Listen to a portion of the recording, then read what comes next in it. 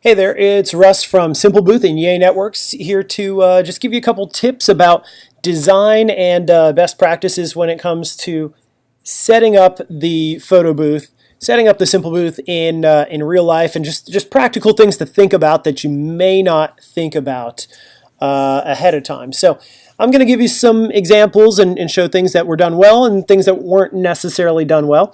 First, we're going to start off with a picture here from the Adele concert.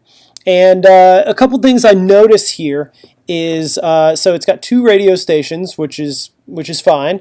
One thing that you definitely want to do is you see how there is a white outline around the logo here. If there wasn't a white outline around the gray, and there was something gray, and it kind of is a gray background, it would not pop as much. So you definitely want to be careful when putting logos up that have solid colors.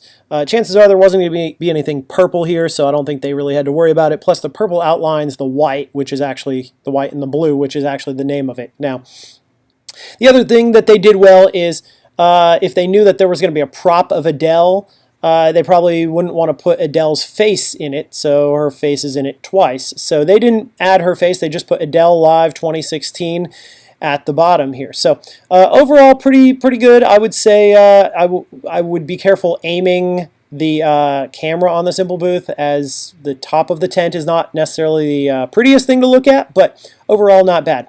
Another radio station here, this is K104, a hip-hop station. Now here you can see they did not outline things in white, and the Drake and Future, especially the Drake over here, kind of blends into their black shirts and looks like the black tablecloth in the background.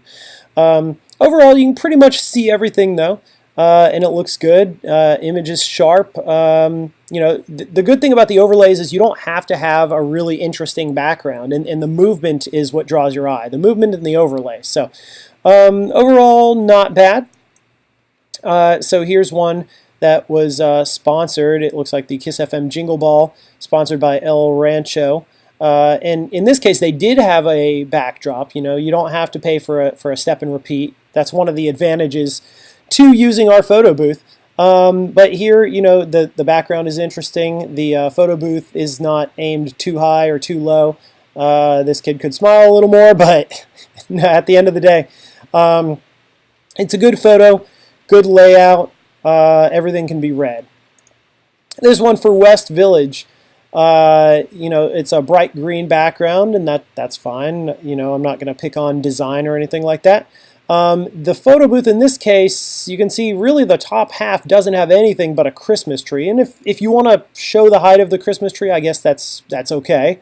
And the security guards or cops here are having a good time. And this is clearly defined down here in the corner, the logo and then the hashtag on the image. So this overall works very well. Like I said, in my case, I probably would have gotten the people a little bit closer to the camera and aimed the photo booth down a little bit.